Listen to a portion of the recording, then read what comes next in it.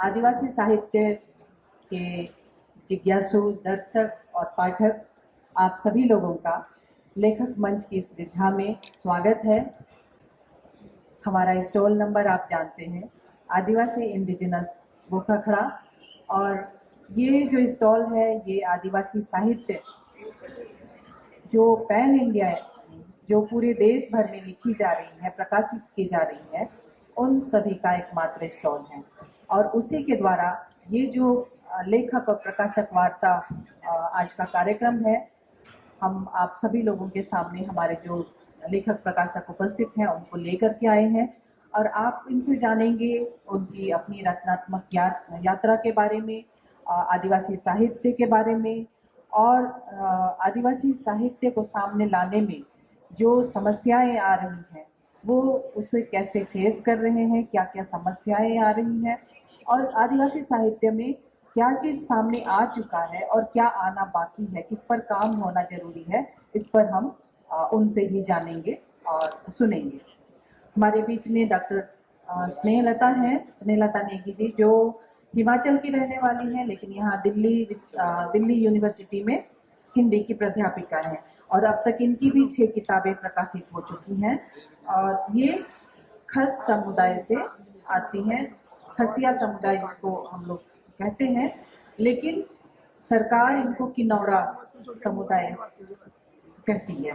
तो इनकी भी 6 किताबें प्रकाशित हैं, उनसे भी वो आदिवासी विमर्श पर काफी उनका काम है, हम उनसे उनकी बातें सुनेंगे। हमारे बीच में स्नेहलता नेगी जी हैं, खस समुदाय से और हिमाचल प्रदेश से। मैं उनसे, क्योंकि वो आदिवासी साहित्य विमर्श पढ़ाती भी है, मैं उनसे जानना चाहूंगी कि 2 चीजें मैं उनसे जानना चाहती हूँ कि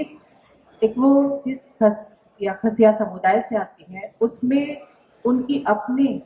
साहित्य की स्थिति क्या है और दूसरा कि आदिवासी विमर्श को सामने लाने की जरूरत क्या है। नमस्कार, मैं मूलतः डिस्ट्रिक्ट किन्नौर हिमाचल प्रदेश से हूँ और जैसे कि मैडम ने कहा कि खश आदिवासी समुदाय है वहाँ पर, लेकिन गवर्नमेंट ने हमें जो है एज अ किन्नौर ज़िला है उसी के आधार पर किन्नौरा ट्राइब जो है वो एज पर रिकॉर्ड हमें बुलाया जाता है। लेकिन अभी भी हमारी कम्युनिटी में जब बोलते हैं एक दूसरे के लिए तो खस ही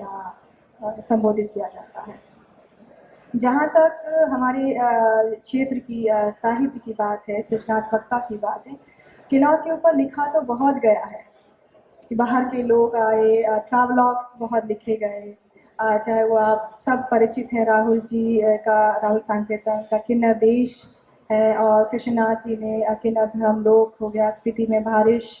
और विदेशी आए तो बहुत सारे ट्रैवलॉग्स लिखे गए। लेकिन ज़्यादातर जो ट्रैवलॉग्स में या जो लेख लिखे गए या वहाँ के लोगों ने या हिमाचल के जो अन्य राइटर्स ने, वो ज़्यादातर आलोचनात्मक लेख हैं और जो खास करके उनकी संस्कृति को फैसिनेट करता है। किन्नौर का जो संस्कृति है वो बहुत ही फैसिनेटिंग है, वहाँ का कल्चर, नाचना गाना, शादी ब्याह, जो खुलापन है स्त्री और पुरुष के बीच का खुलापन या सोसाइटी के आपस के बीच का खुलापन, वो बाहर के लोगों को ज़्यादा फैसिनेट करता है, तो उस पर ज़्यादा लिखा गया। लेकिन अगर मैं क्रिएटिव राइटिंग की बात करूँ तो क्रिएटिव राइटिंग क्योंकि वहाँ का जो होगा वही लिखेगा, क्योंकि वो एक अलग तरह की, कहीं के किसी भी आदिवासी समुदाय में आप जाते हैं, कम्युनिटी को आप देखते हैं, वो उसका अपना एक अलग इंडिजिनस कल्चर है जो शायद किसी और से उस रूप में मेल नहीं खाता है। जब भी कोई बाहर का आता है तो उसे वो बहुत ज़्यादा फैसिनेट करता है तो वो उस रूप में लिखता है। लेकिन जब वहाँ का व्यक्ति लिखता है तो वहाँ के स्ट्रगल्स, वहाँ की जो सांस्कृतिक इम्पोर्टेंस क्या है उस बारे में वो लिखता है। लेकिन सृजनात्मक क्षेत्र में अगर साहित्य की बात करते हैं तो बहुत इनिशियल स्टेज पर है, क्योंकि साहित्य को लेकर, क्रिएटिव राइटिंग को लेकर अभी भी बहुत ज़्यादा अवेयरनेस उस रूप में नहीं है। लेकिन कुछ नए लोग हैं अब जो लिख रहे हैं, तो वो एक मतलब एक अच्छी पहल है कि मैं मानती हूँ कि जहाँ पर अपनी संस्कृति को लेकर, अपनी भाषा को लेकर, खास करके पर्यावरण को लेकर जिस तरह की प्रॉब्लम्स आ रही है उसको लेकर युवा पीढ़ी है वो लिख रही है और सचेत है इस संदर्भ में। और दूसरी तरफ अगर स्क्रिप्ट की अगर हम बात करें, वहाँ का भी सेम अरुणाचल और इसी तरह का हालत है कि स्क्रिप्ट वहाँ की नहीं है। कि जिस पर हम लिखते हैं तो रोमन में या हिंदी में ज़्यादा लिखते हैं, देवनागरी लिपि में, और वहाँ की जो संस्कृति है उस रूप में वहाँ पर आती है। दूसरा भी कहते हैं, अच्छा, विमर्श। हाँ, तो आदिवासी विमर्श को क्यों लाने की ज़रूरत है, जहाँ तक क्योंकि मैं यूनिवर्सिटी में पढ़ाती हूँ, तो मुझे लगता है कि क्योंकि एक, जैसे मैंने पहले भी कहा कि वो ज्योग्राफिकली भी और कल्चरली भी बहुत ही अलग एक समुदाय है, even with in a community, with in a tribes. ये चाहे आप देश के किसी भी कोने में आप जाते हैं, ट्राइबल्स के बीच भी बहुत सारी डाइवर्सिटीज़ है। अगर हम किसी एक ट्राइब को, अरुणाचल के ट्राइब को या किन्नौर के ट्राइब को या लद्दाख के ट्राइब को देखकर या जानकर हम सभी को एक जनरलाइज वे में हम उन्हें नहीं देख सकते हैं। हर ट्राइब की अपनी एक खासियत है, हर की अपनी भाषा है, लेकिन कहीं ना कहीं बहुत सारी जो उसकी जो लिविंग जो स्टाइल है,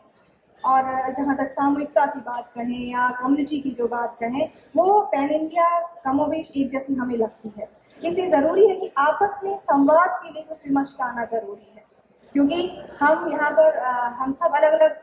ट्राइब्स के हैं, कम्युनिटी से हैं, तो हमारे बीच भी आपस में बहुत गैप है। ऐसे मंच ही है, ऐसे विमर्श होते हैं जो हमें एक दूसरे के बीच एक पुल का काम करती है। साहित्य एक पुल का काम करती है, विमर्श एक पुल का काम करती है, ताकि हम एक दूसरे की समस्याओं को हम जान सके। पहाड़ की समस्या क्या है, कोस्टल एरिया की समस्या क्या है, मैदान की समस्या क्या है, और वहाँ की, क्योंकि जहाँ का जोग्राफिकल डिफरेंसेस जहाँ होगा, निश्चित तौर पर वहाँ की सामाजिक सांस्कृतिक भिन्नताएं भी होती है। उसे भी जानने समझने के लिए ज़रूरी है कि साहित्य में या रिसर्च में, एकेडमिक्स में वो सब चीज़ें जुड़े, ताकि मेन स्ट्रीम का जो व्यक्ति है, समाज है, वो उस कम्युनिटी से भी एक संवाद कायम करे, उनके साथ एक आत्मीयता का भाव, जिस तरह से हम एक पूर्वाग्रहों से ग्रसित होकर हम चीज़ों को ना देखें, बल्कि एक फ्रेजाइल वे में हम चीज़ों को जाने समझे, एक बेहतर एक सोसाइटी के या बेहतर देश के निर्माण में हम योगदान दे सकते हैं। आप कविताएं भी लिखती हैं, और आपकी एक कविता संग्रह आई है लिपिबद्ध होना। मैं उसके शीर्षक और उस किताब में जितनी कविताएं हैं उनके बारे में दर्शकों को, हमारे जो रीडर्स हैं उनसे आपका वास्ता करना चाहती हूँ। जो मेरी कविता संग्रह है लिपिबद्ध होना, ये समय समय पर लिखी गई जो छोटी छोटी कविताएं थी जो मैंने संकलित की है, और इस कविता के शीर्षक के संदर्भ में मैं पहले बात करूंगी, लिपिबद्ध होना। जैसे कि हम सब देखते हैं कि जो इतिहास जो लिखा जाता है वो विजेताओं का ही रहता है। जो विजयी होता है, जो पावर में होता है, वो अपना इतिहास लिखता है। और आदिवासियों का या हाशिए के जो जो कम्युनिटीज़ रहे हैं, उनका कभी कोई इतिहास उस रूप में नहीं लिखा गया, क्योंकि उनके रिप्रेजेंटेशन ही नहीं था। और मुझे लगता है कि लिपिबद्ध होना अपने आप में अपने आप को रिकॉर्ड में भी लाना है। आदिवासी जब लिख रहे हैं, बोल रहे हैं, तो अपनी संस्कृति, अपनी भाषा, अपने इतिहास के बारे में, अपने क्रांतिकारी वीरों के बारे में आप लिख रहे, उन्हें सामने ला रहे, जिनके बारे में शायद पहले किसी ने नहीं लिखा, क्योंकि कोई लिखने वाला नहीं था, बोलने वाला नहीं था। तो आज आप देखें कि इससे पहले अब अगर हम स्वाधीनता आंदोलन के संघर्षों की बात करते हैं या स्वतंत्रता सेनानी के रूप में अगर हम बात करते हैं, तो कहीं भी किसी आदिवासी सैनिक या क्रांतिकारी या योद्धा का नाम नहीं आता था, या नहीं जानते थे। क्यों? क्योंकि अभी भी बहुत सारे ऐसे योद्धा हैं जो अभी भी अनडिस्कवर, जिनको डिस्कवर करने की ज़रूरत है, जिन्हें खोजने की ज़रूरत है। आज बहुत सारे ऐसे हमारे सामने आए हैं जो आदिवासी जो स्वाधीनता आंदोलन के लिए उन्होंने संघर्ष किया है। तो इसलिए ज़रूरी है कि मेरी जो एक शीर्षक का एक सिंबॉलिक एक जो अर्थ यही है कि जब तक आप रिकॉर्डेड नहीं हो, जब तक आप लिखित नहीं हो, जब तक आपका इतिहास, आप अपने बारे में आप लिखते नहीं हो, तब तक वो उसकी कोई ऑथेंटिसिटी उस रूप में नहीं है। दूसरी बात कि इस कविता के आने का पीछे एक रीज़न भी ये रहा था कि जब भी हम देखते हैं यूनिवर्सिटीज़ में टॉपिक जब आता है स्टूडेंट का, खास करके पीएचडी में, शुरू में जब मैं डिपार्टमेंट में आई थी, तो अक्सर ये कहा जाता था कि खास करके ट्राइबल्स पे या लोग पे ऐसे टॉपिक्स आते थे, विषय आते थे, तो ये कहा जाता है कि अच्छा, इस पर आप क्या लिखोगे, क्योंकि इसमें तो रिकॉर्डेड ही नहीं है, कुछ लिखा नहीं गया है। तो इसलिए क्योंकि आपके ऊपर काम या शोध के लिए भी आपका लिखित होना बहुत ज़रूरी है, आपकी कम्युनिटी के बारे में लिखा होना ज़रूरी है। इससे मुझे लगता है कि हर कम्युनिटी को आप अपने बारे में, अपने इतिहास, अपने समाज, अपनी संस्कृति के बारे में रिटन डॉक्यूमेंटेशन महत्वपूर्ण है। जी बहुत बहुत जोहार। दूसरी चीज़ इस कविता में जो अन्य जो रचनाएं हैं वो मूलतः मेरी जो क्षेत्र है वहाँ की एनवायरनमेंट को लेकर है, प्रकृति से किस तरह से संघर्ष वहाँ पर है। दूसरा जो आदिवासी स्त्रियों का जो संघर्ष किस रूप में, पहाड़ों में किस तरह से आदिवासी स्त्रियों का संघर्ष है, भाषा को लेकर, संस्कृति को लेकर जो एक उसे संरक्षित करने की जो जद्दोजहद है, वो सब चीज़ें इस कविता के रूप में उभर कर आए। बहुत बहुत धन्यवाद।